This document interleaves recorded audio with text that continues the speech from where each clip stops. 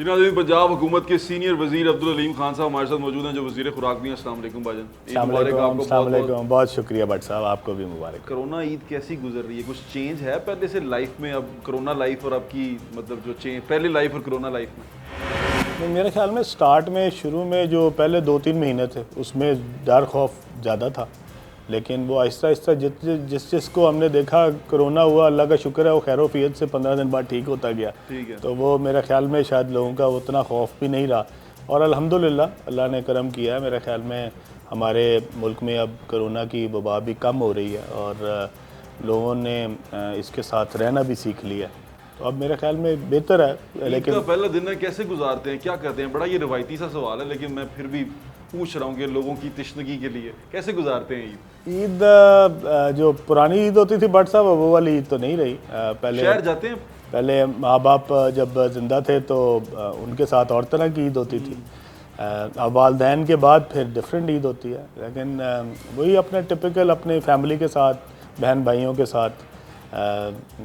जो जब पहले शुरू में लास्ट ईयर तक मेरे चचा ज़िंदा थे तो वो ईदी देते थे। अच्छा। तो वो बुज़ुर्गों वाली ईदी जो है वो अब कम हो गई है, ख़त्म हो गई है। अब देनी पड़ती है। अब देने वाली ईद है, तो लेने वाली कोई ईद कहीं से नहीं लेते। लेने वाली ईद कम हो गई है और अब देने वाली ईद। भाई लाहौर शहर से हैं आप? जी मैं लाहौर में, मैं पैदा लाहौर में हूँ। कहाँ कहाँ का आपका बचपन कहाँ गुजरा, किस इलाके में? हमारा घर जो था, भाई घर जो था वो तो ग्वाल मंडी में था, मेन बाजार ग्वाल मंडी में। ये पहली दफ़ा सुन रहा हूँ, मुझे भी आज पता चला ग्वाल मंडी के रहने वाले। मेरा जो घर था, बचपन जो है मेरा, पहले इनिशियल जो 5-7-8 साल थे वो ग्वाल मंडी में थे, और उसके बाद फिर हम शिफ्ट हो गए थे। मेरे वालिद साहब बैंकर थे, वो एक ग्रैंडलेस बैंक हुआ करता था उसमें थे। अच्छा। और मेरी वालदा प्रोफेसर थी, वो अफवा कॉलेज में पढ़ाती थी फ़िलासफ़ी। अच्छा। तो वो चूँकि दोनों पेरेंट्स जो थे वो नौकरी करते थे, इसलिए फिर हम शिफ्ट हो गए गुलबर्ग में 1981 में। अच्छा। तो फिर 89 तक मैं गुलबर्ग में रहा, फिर हम लोग डिफेंस शिफ्ट हो गए। यानी कि आपका जो ग्वाल मंडी का है उसमें 5 साल के थे आप? नहीं, मैं वहाँ पे 5 साल का नहीं था, मैं वहाँ पे 9 साल तक था। 9 साल तक। अब स्कूलिंग आपकी वहीं शहर से हुई है? नहीं, मैं क्रेसेंट मॉडल में पढ़ा हूँ। अच्छा। और क्रेसेंट मॉडल में मैं थ्रू आउट पहली से लेके। शहर की कोई याद है आपको, ग्वाल मंडी की कोई याद? हाँ, ग्वाल मंडी में हमारा एक जो करीब एक होता था जहाँ पे हम जाते थे, वहाँ मुझे याद है मैंने वो बनाई हुई थी एक जो जिसको कहते हैं ना अकाउंट। अच्छा। तो वो अकाउंट मेरा चलता था, खाता। ठीक है, तो उसमें से बहुत सारी चीज़ें, उस ज़माने में यही होता था, पीते थे। तो वो जब वहाँ जाके पीते थे तो फिर बाद में आखिर में जाके उसके महीने बाद वो खाता क्लियर करता था। एक मेरा अकाउंट जो है वो मेरे स्कूल के बाहर एक खाता था। उसके आइसक्रीम के साथ, वो उसमें भी मेरा बड़ा खाता चलता था, और उस वक्त वो आइस लॉली होती थी 1 रुपए की। अच्छा। तो वो 1 रुपए के साथ भी मेरा कई दफ़ा 100 से ऊपर बिल बना होता था आइसक्रीम का ही। तो इसका मतलब है कि हमें बहुत सारा, एक मेरा और दोस्त था वो भी साथ होते थे, हम दोनों तो बड़ी बड़ी आइसक्रीमें खा जाते थे। तो वो बाद में फिर हमें वो जब देने पड़ते थे तो वो बाबा जो था वो बताता था कि अब 125 हो गया, 150 हो गया। अच्छा, 125 की आइसक्रीम खा जाते थे? 125 दौर में बहुत ज़्यादा होता था। हाँ जी, लेकिन वो एक दिन में नहीं खाते थे, वो हफ्तों के हिसाब से चलती थी, लेकिन मेरे ख्याल में महीने में 2 दफ़ा उसका बिल देना पड़ता था। अब स्कूल की बात आ गई, इस शहर के आप रहने वाले हैं, कोई पुरानी स्कूल की ऐसी शरारत जो आपको याद आती हो और अकेले बैठ के आप बहुत हंसते हो? बहुत सारी शरारतें होती हैं, लेकिन बेसिकली मैं बहुत ज़्यादा शरारती नहीं था। अच्छा। मैं थोड़ा सा रिज़र्व था, लेकिन हम जो थोड़े से होते हैं ना पढ़ाकू बच्चे, उस तरह का नहीं था। अच्छा। हम वो ब्रेक में क्रिकेट खेलने वाले थे, लड़ाइयाँ भी करते थे, और वो जो टिपिकल पढ़ाकू बच्चे होते हैं वो उस तरह का नहीं था मैं। लड़ाई करते थे? हाँ, बहुत लड़ाई कोई वैसी लड़ाई जिसमें बड़ी कोई आपने कुट लगाई हो या कुट लगी हो? बहुत दफ़ा पैंटी पे ही, बहुत दफ़ा पैंटी अपना लगाई। ग्रुप बना के लड़ते थे या अकेले लड़ते चले जाते? हर तरह की लड़ाई हुई है। इसका मतलब प्रॉपर लॉ? जी, प्रॉपर हमारा कोई ऐसा कोई कन्फ्यूजन नहीं है। कोई कन्फ्यूजन नहीं, मैं टिपिकल जो प्योर लॉरियाँ वो। अच्छा, उसके बाद आपने कॉलेज कहाँ से पढ़ा, कहाँ से? मैं एफएससी तक तो मैं क्रेसेंट में था। अच्छा। तो मैट्रिक मैंने क्रेसेंट से की, फिर एफएससी क्रेसेंट से की, फिर मैं गवर्नमेंट कॉलेज चला गया। रावियन है आप? जी, मैं रावियन हूँ। 2 साल मैं मेरा बैच और ग्रेजुएशन वहाँ पर आपकी ग्रेजुएशन? जी मेरी ग्रेजुएशन वहाँ से है। हम जो चलिए हमारा ये एक रिश्ता बन गया, मैं भी रावी हूँ, आप भी रावी। मैं 92 का ग्रेजुएट हूँ। अपना मेरे साथ हुसैन नवाज था, तो इसलिए वो बैचमेट थे वो आप? बैच मेरा एक था, हमारी कोई दोस्ती तो नहीं थी लेकिन बैच हमारा वो था। क्या माहौल होता होगा कि वो जब 92 में तो ये पावर में भी थे, पहले पावर में रह जी चुके प्राइम थे। मिनिस्टर थे मियाँ साहब। तो ये क्या प्राइम मिनिस्टर का बेटा पूरा माहौल में आते होते थे? जी माहौल था। उनके साथ गार्ड्स आते थे। उनकी एक मुझे याद है मजडा होती थी 323 जामनी रंग की। अच्छा। वो उसमें आते थे। और क्योंकि गवर्नमेंट कॉलेज में लड़कों का बड़ा होता है ना, जो किसी पॉलिटिशियन का बच्चा हो तो नजर रखते हैं, वो है गड्डी से आता है। उनका साथ होता भी वैसे भी होता था। मेरे पास एक शराइड हुआ करती थी, तो मैं जहाँ जिस जगह पे पार्क करता था वहाँ से उसके साथ जो है इनकी गाड़ी आगे लगती होती थी, तो वो उसके साथ फिर गार्ड शार्ड्स थे। उस ज़माने में मियाँ साहब पहली दफ़ा प्राइम मिनिस्टर बने थे। तो हुसैन नवाज जब आते थे तो वो उनका प्रोटोकॉल तो होता था, प्रोटोकॉल होता। लेकिन गवर्नमेंट कॉलेज में जो हमारा एक ख़ास वो जो हमारा प्याला, मशहूर प्याला, उस प्याले के अंदर सारी सियासत उसमें होती थी। अच्छा। तो मैं उस ज़माने में मुझे जो मैं पीपल्स पार्टी का बड़ा जो है मेरे जहन में बड़ा भुट्टो का बड़ा मैं जो है वो था, आइडियल था भुट्टो मेरा। और ये भी न्यूज़ हो गई है आपके भुट्टो आपके आइडियल थे? जी। और उस ज़माने में हम वो जिस तरह के यंग होते हैं लोग, ठीक है, टीनेज, हाँ जी, टीनेज होती है, उसमें फिर आपका एक ख़ास जो है वो रुझान होता है। तो मैंने भुट्टो की तस्वीरें अपना कमरे में लगाई होती थी। और जो मियाँ साहब के चूँकि बच्चे थे वो खिलाफ थे, तो हमारा एक टिपिकल उनके एंटी ग्रुप था जो कि हुसैन नवाज। लेकिन हमारी कभी कोई लड़ाई शड़ाई नहीं हुई ना, हमारी कभी कोई ऐसी हुई। लेकिन 2-3 क्लासेस मेरी उनके साथ थी, बाकी तो हम कंपलसरी साथ पढ़ते होंगे आप? जी मुझे याद है, मेरे ख्याल में हम इंग्लिश बैक बेंचर थे या आगे बैठते थे आप? हम लोग हमेशा शुरू से ही मैं बैक बेंचर ही रहा हूँ। बैक बेंचर ही कामयाब होते हैं। बड़ा सुकून रहता है बैक बेंचर को ना, तो हर तरह का सुकून रहता है। टीचर की नजर कोई आपका फेवरेट टीचर कौन था गवर्नमेंट कॉलेज में, जिससे आपको अच्छा लगता हो, जिससे आपको सीखने का बहुत मौका? बट सब इतना कोई खास शौक तो था नहीं पढ़ाई का, इसलिए कोई टीचर के बहुत क्लोज नहीं होते थे। ठीक हो गया। तो इसलिए ये कि लेकिन जो टीचर्स का अदब एहतराम है, कोई एक ऐसा उस्ताद आपकी जिंदगी में जो आपको लगा हो कि बड़ा अच्छा उस्ताद? मेरे स्कूल के बहुत उस्ताद हैं, क्योंकि वहाँ 10 साल बल्कि मैं 12 साल पढ़ा हूँ जो क्रेसेंट में। मैंने FSC भी चूँकि वहाँ से की थी, तो वहाँ पे मेरी एसोसिएशन बहुत ज़्यादा थी। कई टीचर्स थे हमारे जो पुराने टीचर्स थे, और वो और तरह के टीचर्स होते थे। वो टोटली डिवोटेड टीचर्स थे। उनका कोई भी कमर्शियल एस्पेक्ट नहीं होता था। वो अगर ट्यूशन भी पढ़ाते थे तो वो पैसे नहीं लेते थे, वो बगैर पैसों के ट्यूशन पढ़ाते थे। और वो शाम को अगर किसी को बच्चे को लगता था कि उनसे पढ़ने की ज़रूरत है, तो वो पढ़ता था जाके, और उनसे वो कभी पैसे वाला कोई कॉन्सेप्ट नहीं था कि पैसे वाला। तो अब कमर्शियल हो गई ना तालीम। हाँ, वो फिर वो जहाँ हर चीज़ हुई वहाँ पे फिर उस्ताद भी हो गए। तो किसी टीचर से बहुत ज़्यादा फेंटी पड़ी और आपको उस पर गुस्सा ही बहुत आया हो? नहीं, बहुत ज़्यादा नहीं। आप एवरेज स्टूडेंट थे या? जी मैं एवरेज स्टूडेंट था। रेगुलर आप कह सकते हैं कि मैं प्रीफेक्ट था। 2 साल में यानी कि बच्चों को चेक करते थे कि आप यूनिफॉर्म पहनी कि नहीं पहनी। 4th 5th में मैं जो है प्रीफेक्ट था। फिर मैं 9th 10th में प्रीफेक्ट था। अच्छा। तो वो इसलिए मैं अच्छा स्टूडेंट था, बुरा नहीं था। ठीक है। लेकिन मैं ये नहीं कह सकता कि मैं एक्स्ट्राऑर्डिनरी था और टॉप, मतलब पहली दूसरी तीसरी पोजीशन लेता था, वो नहीं लेता था। अभी स्टूडेंट पॉलिटिक्स की आपने? नहीं, कोई स्टूडेंट पॉलिटिक्स नहीं की, बिल्कुल सादे रहे। यानी कि पॉलिटिक्स आपने? मैं असल में चूंकि यहाँ यूनिवर्सिटी नहीं गया, मैं ग्रेजुएशन के बाद फिर मैं बाहर चला गया था। तो मैंने जो यूनिवर्सिटी है वो कनाडा से किया था, लेकिन ये है कि मैं उसको कंप्लीट नहीं कर सका। मैं दरमियान में बीमार हो गया था वहाँ पे। अच्छा। तो फिर इस वजह से बहुत होती है? नहीं, ठंड नहीं, मुझे कैंसर हो गया था। तो इस वजह से फिर वो मेरी जो लास्ट ईयर था। कैंसर सर्वाइवर हैं? हाँ, अल्लाह का शुक्र है, अल्हम्दुलिल्लाह। माशाल्लाह। तो मैं ये भी एक खबर हो गई है हमारे लिए एक और। हाँ, नहीं, ये सब ज़्यादातर को लोग पता है, लेकिन अभी जो पीटीआई के नए लोग हैं जो आपको जानते हैं, जिन्होंने आपको पीटीआई में बड़ी भागदौड़ करते देखा है, उनके लिए मेरे ख्याल से ये खबरें हैं सारी की सारी। नहीं, वो तो आपका, मैं जब मेरे ख्याल में 2007 में बीमार हुआ था, 1997 में बीमार हुआ था, और 1 साल लगा था। तो 98 में अल्लाह का शुक्र है अल्हम्दुलिल्लाह मैं चले माशाल्लाह, ये वापस तो आया बहुत अच्छी तो बात है। ठीक था अल्हम्दुलिल्लाह। अच्छा एक बात बताएं भाईजान, अभी आप एक एक्टिव पॉलिटिक्स में हैं और पॉलिटिक्स में आपका एक अच्छा नाम है लाहौर शहर में कम अज़ कम, और हुक्मरान जमात में आपका बड़ा नाम है, आपको लोग जानते हैं, और पाकिस्तान तहरीक इंसाफ का जहाँ नाम लिया जाए लाहौर शहर में, वहाँ आपका लोग नाम लेते हैं। आपको क्या लगता है कि पॉलिटिक्स अच्छी चीज़ है या बिज़नेस अच्छी चीज़ है? दोनों में से अच्छी चीज़ कौन सी है? कभी आप चूज़ करना पड़े आपको कि यार ये अब मेरे नज़र में पॉलिटिक्स और में मुझे छोड़ देनी चाहिए, बिजनेस करना, या बिजनेस छोड़ देना चाहिए, सिर्फ पॉलिटिक्स पे ध्यान देना चाहिए, क्या करेंगे? दोनों में से किसको चूज़ करें? देखें अगर बिज़नेस को आप और पॉलिटिक्स को अलग अलग रखें तो दोनों चीज़ें बहुत इम्पॉर्टेंट हैं। बिज़नेस अगर सही किया जाए और ईमानदारी से किया जाए तो उसकी भी अपनी इम्पोर्टेंस है।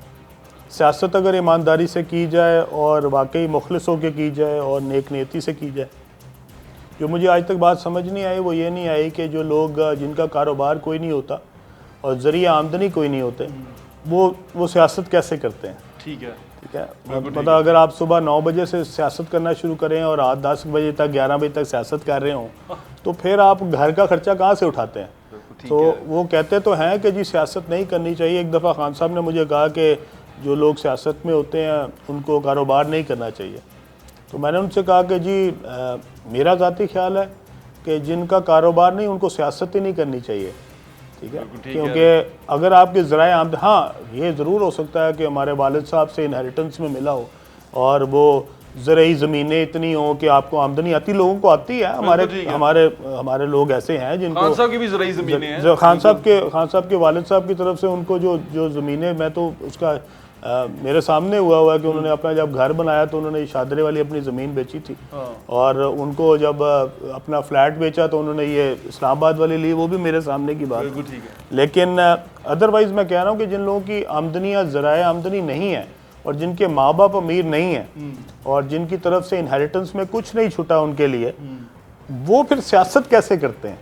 मुझे आज तक इसका जवाब नहीं आया कि बच्चों की फ़ीसें कहाँ से देते हैं, घर के बिजली के बिल कहाँ से देते हैं, बेगम को खर्चा महीने का कहाँ से देते हैं, आज तक समझ नहीं।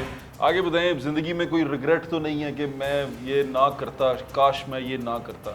नहीं, अल्लाह का शुक्र है। मेरे ख्याल में अल्लाह ताला ने मुझे मेरी औकात से, मेरी बसात से बहुत ज़्यादा दिया। कारोबार किया अल्लाह ताला ने, उसमें मुझे बहुत कामयाब किया। सियासत में भी कोई बुरा नहीं किया मैंने, अल्लाह का शुक्र है, ठीक ही किया। सो अल्हम्दुलिल्लाह मेरे ख्याल में मेरे मालिक ने मेरी औकात, मेरी बसात से बहुत ज़्यादा मुझे दिया। हाँ सब, कोई ज़िंदगी का इमोशनल टाइम जिसने आपकी आंखों में आंसू ले आए और परेशान हो गए हो आप? माँ बाप वाले जो टाइम होते हैं, जब माँ बाप जा रहे होते हैं तो वो एक होते हैं, जब आपके वो टाइम शायद आप हमेशा याद रखते हैं। तो जब वालिद साहब का इंतकाल हुआ, जब वालदा का इंतकाल हुआ। क्रिकेट में कोई हीरो? क्रिकेट में देखें, जिस वक्त हम जवान हो रहे थे उस वक्त तो हम सब का हीरो इमरान खान ही था।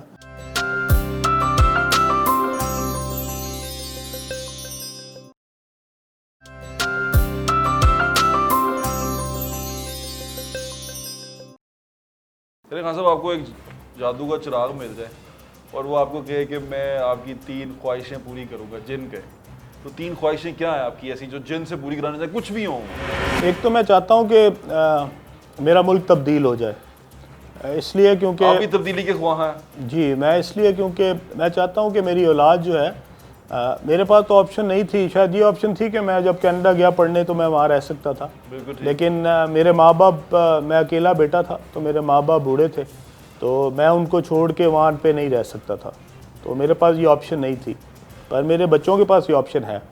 तो अगर मैं चाहता था कि मेरा मुल्क तब्दील हो जाए, एक ऐसा मुल्क बन जाए जिस पे हम फ़ख्र कर सकें, जिसका पासपोर्ट लेके हम इज़्ज़त से सर उठा के दूसरे मुल्कों में जा सकें। तो एक तो अगर जिन बाबा मिल गया तो उससे ये चाहूँगा कि ये मुल्क जो है ये कहीं आने वाली नस्लों के लिए बाइस फ़ख्र हो, बस यही। इसके अलावा मेरी ऐसी कोई ख्वाहिश नहीं जो मुझे किसी जिन से चाहिए। टर्न बैक टाइम कुछ करना हो कि कोई पीछे चला जाए वक्त थोड़ा सा? नहीं, बट साहब अल्लाह ताला ने इतना कुछ दिया और इतने शॉर्ट टाइम में दिया कि मेरा ख्याल में अल्हम्दुलिल्लाह मैं तो उसका जितना भी शुक्र अदा करूँ मेरे ख्याल में कम है। खान साहब, कोई ज़िंदगी का इमोशनल टाइम जिसने आपकी आंखों में आंसू ले आए और परेशान हो गए हो आप, कि मैं बहुत इमोशनल हो गया? आज वैसे खुशी का दिन है, पूछना चाहिए, लेकिन मैं इसलिए पूछ रहा हूँ कि लोगों को जरा आपकी माँ बाप वाले जो टाइम होते हैं, जब माँ बाप जा रहे होते हैं, तो वो एक होते हैं जब आपके वो टाइम शायद आप हमेशा याद रखते हैं।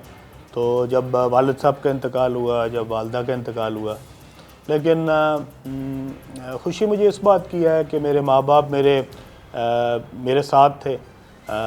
जब वो फौत हुए तब मैं उनके पास था, और कोई अपने माँ बाप की खिदमत तो कोई पूरी नहीं कर सका, आज तक किसी ने भी हक अदा नहीं किया, लेकिन जो भी एक नॉर्मल तरीके से उनकी खिदमत हो सकती थी वो भी अल्लाह ने मुझे मौका दिया। तो बस इसके अलावा मुझे ऐसा कोई पीरियड नहीं है जो आपके साथ दोस्ताना ताल्लुक किसका था, वालदा का या वालिद का? दोस्ताना तो मैं नहीं कह सकता कि वालिद का था, क्योंकि वालिद का हमारे ज़माने में आपको पता है एक रोब होता था।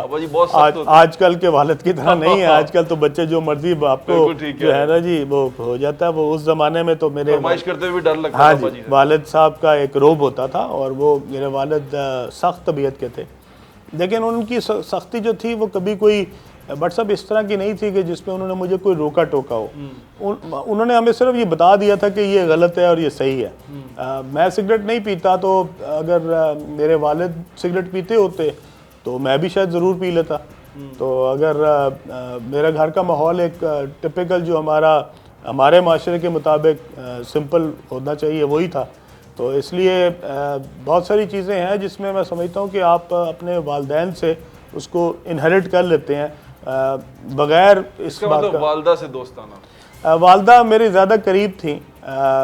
मैं अकेला बेटा था, तो वालदा के जो है ना वो बेटे जो होते हैं वो आमतौर पे माओ के बड़े लाडले होते हैं। तो मेरी दोनों बहनों को थोड़ा थोड़ा गिला रहता था। कभी कभी वो कहती थी कि जो माँ के एक्सप्रेशन आते हैं ना तुझे देख के, वो हमें देख के नहीं आते। तो वो अपना, लेकिन माओ के मेरे ख्याल में सारे ही लाडले होते हैं, बेटे भी और बेटियां भी। लेकिन रिग्रेट्स जो होते हैं वो यही होते हैं कि आपको जितनी भी माँ बाप की एज हो जाए लगता है कि बहुत जल्दी चले गए, और बस ये रिग्रेट है। हाँ साहब, अभी मूवीज़ जो सी आजकल आ रही हैं, आपकी फेवरेट मूवी कौन सी है जो आपको बहुत पसंद हो और आप बार बार देखते हो कभी फारिग टाइम में? मैं बट सब कोई इतना ख़ास किसी एक मूवी के मोहब्बत में कभी भी गिरफ्तार नहीं हुआ। तो मैं बहुत सारी मूवीज़ देख लेता हूँ। ठीक है। और कोई पसंद कौन सी है एक्टर? मुझे तो लाइट मूवीज़ पसंद है। मुझे बहुत ज़्यादा मुझे इंटेंस जो है ना मूवीज़ वो मुझे पसंद नहीं है। ठीक है। ना मैं हॉरर देखता हूँ, ना ही मैं कोई साइंस फिक्शन देखता हूँ। अच्छा। मैं जो है ना बिल्कुल लाइट मूवी देखता हूँ। जिस तरह वो स्लीपलेस इन सिएटल था ना, उस तरह की मूवी मुझे बड़ी अच्छी होती है। बिल्कुल आराम से नॉर्मल सी मूवी हो और उसकी हैप्पी एंडिंग हो। ठीक है, जिससे आप जो है ना खुश रहें आखिर में। ये ना हो कि 3 घंटे के एक अजाब के बाद एक दर्दनाक अंजाम भी हो, तो वो मुझे मूवी कोई फैसिनेट नहीं करती। एक्टर कोई पसंद, कोई बहुत पसंद हो? बहुत सारे एक्टर, जैसे हम अपने ज़माने में कॉपी करते हैं ना किसी एक्टर को, लोग वहीद माज़ को कॉपी करते थे, तो मोहम्मद अली कॉपी करते थे। आपने कभी किसी को कॉपी किया? नहीं, कोई स्टाइल बनाया होगा, ये मेरा स्टाइल है? नहीं, कभी नहीं। इतना ज़्यादा कभी किसी एक्टर ने कोई एक्टर तो पसंद होगा ना, जैसे कोई डायलॉग मारते होगे गली में, कुछ ऐसा चलता होगा? नहीं, वैसे तो लॉरियों को सारों को सुल्तान राय पसंद होगा, लेकिन ये है कि मेरे लोगों को शान पसंद है। हाँ, नहीं, शान भी बहुत अच्छा एक्टर है। लेकिन बहुत सारे एक्टर्स आजकल मैं देखता हूँ कि बहुत सारे एक्टर्स जो टीवी ड्रामाज में आ रहे हैं बहुत अच्छे हैं। अच्छा। और जो हमारे पास टैलेंट है वो अल्हम्दुलिल्लाह मेरे ख्याल में बहुत अच्छा टैलेंट है। ये तो आपने सियासी बात कर दी ना, वैसे पसंद नहीं, मैं किसी एक पे नहीं जा रहा। कोई एक्ट्रेस कोई नहीं, मुझे इतना ज़्यादा कोई किसी ने भी फैसिनेट नहीं किया कोई अभी तक। यानी कि आपको ऐसा नहीं लगा कि मैं इसका डाई हार्ड फैन हूं, जैसे फैन होते हैं? मैं नहीं हूं। अगर होता तो मैं आपको ज़रूर बता। क्रिकेट में कोई हीरो? क्रिकेट में देखें, जिस वक्त हम जवान हो रहे थे उस वक्त तो हम सबका हीरो इमरान खान ही था। जी सर। और वो तो 92 का वर्ल्ड कप था। हाँ जी, तो वो तो हम उस वक्त जो है वो 92 में अपना कॉलेज में थे। हाँ। तो इसलिए हमारे लिए तो वो एक वो एक्सट्रीम मोमेंट था। ठीक है, लेकिन उस वक्त हमारे पास जहांगीर जानशेर भी थे। उस वक्त हॉकी में बड़े अच्छे समीउल्लाह और कलीमुल्लाह और हसन सरदार और अख्तर रसूल उस ज़माने के बड़े हीरोज़ थे। लेकिन क्रिकेट में चूँकि ज़्यादा अख्तर रसूल वही है ना जो इलेक्शन भी लड़े थे? ये तो भट्ट साहब अब आपने छेड़ा है बस, और कोई बात नहीं। पैसे लेकिन पूछ रहा हूँ। अख्तर रसूल की सियासत से हट के Akhtar Rasool as a hockey player was a very good player. अच्छा चलिए, तो बहुत सी बात है। एक और न्यूज़ हो गई इसके बीच में, हॉकी प्लेयर तो वो बहुत अच्छे थे, इमरान खान को सियासतदान नहीं मैं समझता इतने अच्छे थे, लेकिन हॉकी प्लेयर बहुत अच्छे। ये आपका पॉइंट ऑफ व्यू है। मुझे बताएं कि इमरान खान को पहली बार कब मिले और क्या फीलिंग्स थी? खान साहब को मैं मिला था जी कोई मेरे ख्याल में 2001 शायद में। और वो पहली बार जी हम एक यानी कि 20 साल हो गए हैं। जी फंड रेजिंग था शौकत खानम का, अच्छा। उस पे मैं गया था और उसी में पहली दफ़ा मुलाकात हुई थी। उसके बाद फिर मैं कॉन्टीन्यूसली शौकत खानम के उसमें फ़ंड रेजर्स में जाता था और उनके साथ मेरा ताल्लुक़ जो था वो उसकी बुनियाद जो थी वो शौकत खानम ही थी। यानी कि आप पैसे देने जाते थे वहाँ पर, आप फंड रेज तो नहीं करते होंगे ना, पैसे देने जाते होंगे? जी जो मेरी क्योंकि मैंने खुद अपने स्कूल में, हमारे स्कूल में आया था ये पहली बार, तो मैंने खुद से 100 रुपया दिया था। वो एक सर्टिफिकेट देते थे ये शौकत खानम का, तो मेरे पास अभी भी पड़ा है, 100 रुपया दिया था मैंने शौकत खानम को। अच्छा, तो खान साहब के साथ आने की वजह क्या थी? मतलब क्यों आपको लगा कि भुट्टो के बाद, भुट्टो एक क्रिस्मेटिक आदमी थे, उसके बाद अभी खान साहब के साथ जुड़ने की क्या वजह थी, क्या नज़र आया आपको? बट सब हम जितने भी पीटीआई में लोग आए या पीटीआई को लोग पसंद करते हैं या पीटीआई को वोट देते हैं, उन सब ने एक तब्दीली के लिए इमरान खान का साथ दिया हुआ है। अच्छा। और मेरे ख्याल में कोई ऐसा बंदा नहीं है जो कि पीटीआई का वोटर हो और पीटीआई का डाई हार्ड हो और उसकी एसोसिएशन या एफिलिएशन कोई और हो अदर देन के ये मुल्क तब्दील हो जाए।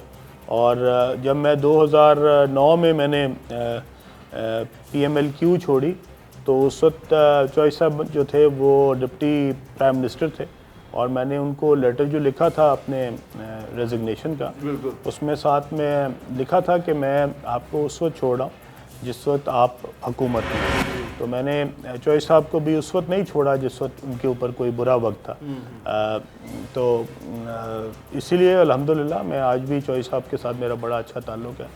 तो जब 2011 में मैंने 2010 में और 11 में मैंने पार्टी ज्वाइन करनी थी तो मेरे पास दो ही ऑप्शंस थी, या मैं PMLN में जाता या मैं इमरान खान साहब का साथ देता।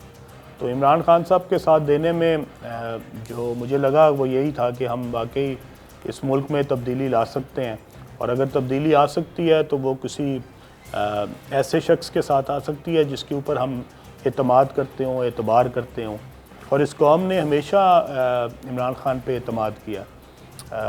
इमरान खान ने भी जितने भी प्रोजेक्ट्स किए हैं उसमें कभी अपने उस एतमाद को जो है वो गिरने नहीं दिया, टूटने नहीं दिया। वज़ीर-ए-आज़म बनने से पहले की बात है। मेरे ख्याल में आज की भी उसमें इमरान खान की ज़ात के ऊपर तो शायद आज भी किसी को कोई ऐसा डाउट नहीं। वो हम अब ज़्यादा आगे चले जाएंगे, मेरे भी फिर मुझे दिमाग में कुछ होना शुरू हो जाएगा। नहीं, सियासी नहीं करना। हाँ, सियासी नहीं करना। सियासी बिल्कुल ईद वाले दिन सियासत नहीं होगी। नो सियासत। अच्छा खान साहब, सियासत से याद आ गया एक सवाल। इमरान खान, भुट्टो साहब और बुज़दार साहब के अलावा आपका फेवरेट पॉलिटिशियन कौन है? ये तीनों को हट के देखिए, जब तक तो मैं पीपल्स पार्टी के साथ था तब तक तो मेरे जो दिमाग में अदर दैन द कायदे आज़म मैंने मेरा जो था वो एक बड़ी एफिलिएशन थी, इंस्पिरेशन थी फ्रॉम भुट्टो साहब जी। ठीक है। और मेरे ख्याल से मोस्टली रावियंस को रहती है भुट्टो साहब के साथ ना। हम जब पढ़ते हैं वहाँ जमहूरियत पढ़ते हैं, डेमोक्रेसी पढ़ते हैं तो आ जाता है वो। उनके अलावा, इन तीनों के अलावा, उस भुट्टो साहब, इमरान खान और बुज़दार साहब के अलावा कौन आपका फेवरेट पॉलिटिशियन? मेरे ख्याल में मेरे पॉलिटिशियंस जो मेरे फेवरेट रहे हैं उनमें कायदे आज़म और भुट्टो साहब के अलावा सिर्फ इमरान खान साहब ही आए हैं। अच्छा। जिनको मैं फेवरेट कह सकूं। इसके अलावा मुझे किसकी सियासत पसंद है आपको? मुझे फेवरेट ना करे, सियासत किसकी पसंद है? क्या आपको लगे कि यार ये सियासत बहुत अच्छी करता है? फिर मैं आपको मायूस ही करूंगा इसमें। मेरे ख्याल में बुज़दार साहब का नाम नहीं, वो बुज़दार साहब की सियासत उनके अपने इलाके के लिए, उनके अपने रीजन के लिए बहुत अच्छी है। बिल्कुल ठीक है। लेकिन मेरे ख्याल में मुझे इस तरह की इंस्पिरेशन कभी किसी से नहीं हुई कि मैं उसको कह सकूं कि मैं उसके बाद किसी और से इस तरह की जो है उम्मीद मैंने लगाई हो कि जी। एक दो दरमियान में आए लोग जिनसे मैं नाम तो लें। एक ज़माना था जब मैं जावेद हाशमी का बहुत अच्छा। मुझे पसंद थे। ये वो ज़माना था जब ये जेल में गए? जब ये जेल में थे। जब उन्होंने किताब भी लिखी थी, हाँ मैं बागी हूँ। जी जी, जब मैं जावेद हाशमी साहब के बाद में मिला और फिर बाद में उनसे वो पीटीआई में आए, और फिर जब मैंने बहुत सारी चीज़ें देखी तो फिर वो जो मेरा इमेज था वो नहीं रहा। क्योंकि आपके यहाँ दही भल्ले मैं बहुत शौक से खाता हूँ, मैंने देखा है कि आपको भी दही भल्ले बहुत पसंद है। ये हमारा ये दही भल्ले और फ्रूट चाट जो है ना, ये शायद मेरा वो एक सेट पैटर्न बन गया। हाँ। वो खा के वो मैं दफ्तर में भी सारा दिन यही खाता हूँ। आपने दोनों तरह की ज़िंदगी गुजारी है, आपने मतवस्त तबके से आप हैं और उसके बाद आपने एक अच्छी लेविश भी लाइफ भी देखी है। पाकिस्तान अमीर का और है कहते हैं, गरीब का पाकिस्तान और है, ये सच है? जी बिल्कुल बिल्कुल। ये कैसे चेंज होगा? जिस स्ट्रगल के लिए हम खान साहब के साथ आए थे और जिस स्ट्रगल के लिए पीटीआई ने वोट लिया, वो तो यही स्ट्रगल है।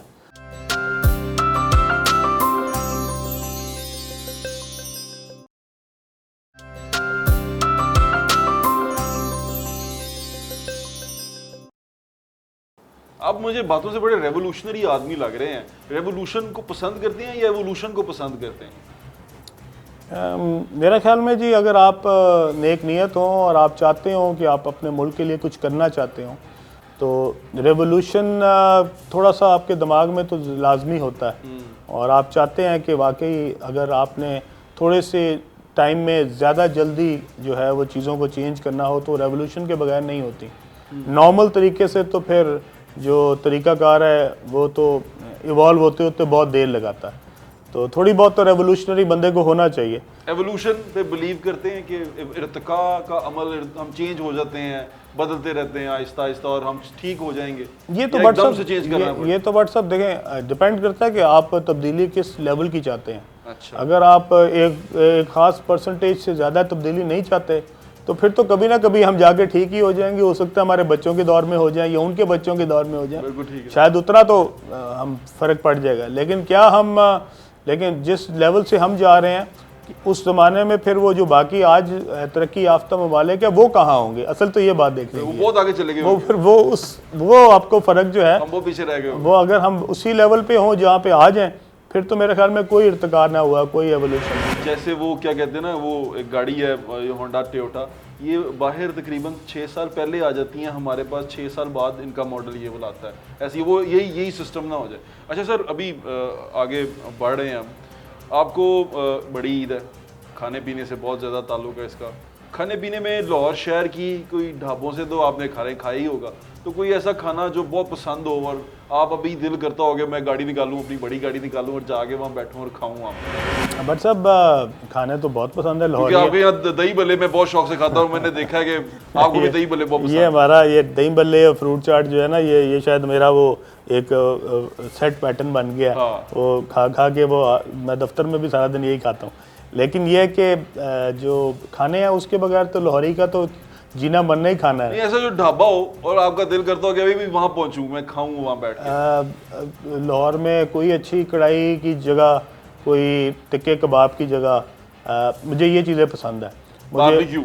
जी बारबेक्यू पसंद है, कढ़ाई पसंद है, चिकन पसंद है ज़्यादा। अच्छा। लेकिन कबाब जो है वो मैं दूसरे भी खाता हूँ। ठीक है जी, जो बकरे के हैं वो भी खा लेता हूँ, बीफ के भी खा लेता हूँ।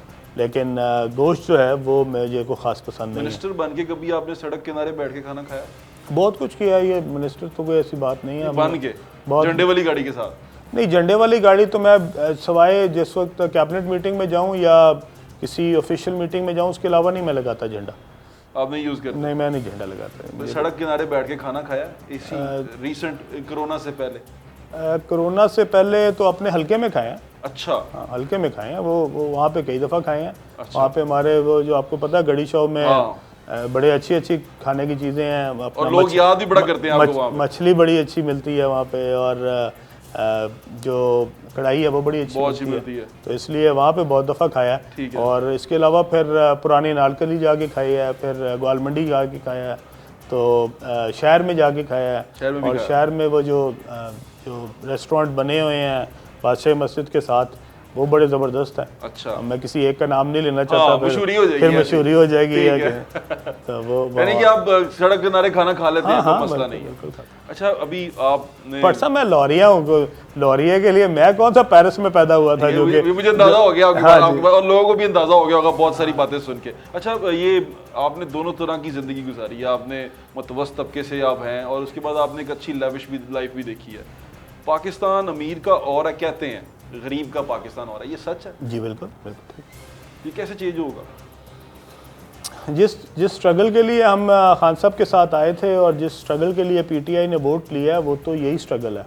देखें, बेसिक चीज़ें जो हैं वो सबके लिए बराबर होनी चाहिए। मसलन हेल्थ केयर जो है वो अमीर गरीब के लिए बराबर होना चाहिए। ठीक है। मैं ये नहीं कहता कि आप बहुत लेविश हॉस्पिटल जो है वो गरीब के लिए भी रख दें, लेकिन जो एक basic facility of health care है उसके ऊपर कोई कॉम्प्रोमाइज़ नहीं होना चाहिए। तो हमारे हॉस्पिटल जो हैं वो वेल इक्विप्ड होने चाहिए, उसमें लोगों का इलाज होना चाहिए और उसी लेवल का होना चाहिए जिस लेवल का किसी प्राइवेट जगह होता है। प्राइवेट हॉस्पिटल्स तो अमेरिका में भी होते हैं, यूरोप में भी होते हैं, वो तो कोई उस पर पाबंदी नहीं होनी चाहिए, लेकिन यह है कि वो कॉम्प्रोमाइज़ नहीं होने चाहिए।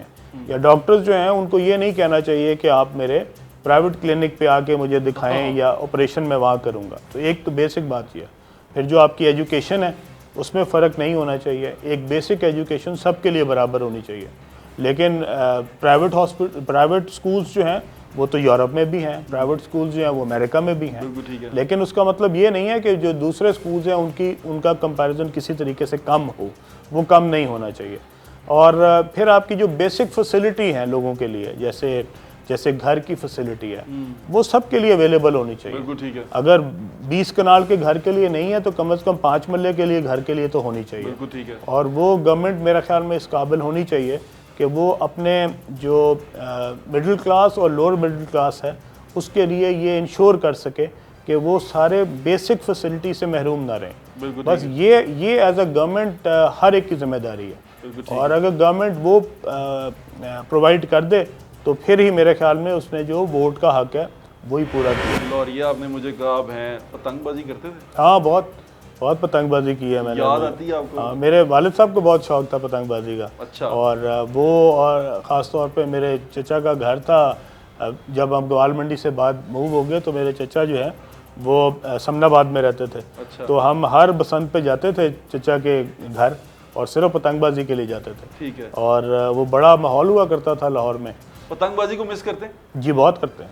आखिरी बार पतंगबाजी कब की थी, कहाँ की? जब आखिरी दफ़ा जब बसंत की इजाज़त थी उसी वक्त की थी। वो जब मुशर्रफ साहब के दौर में? जी।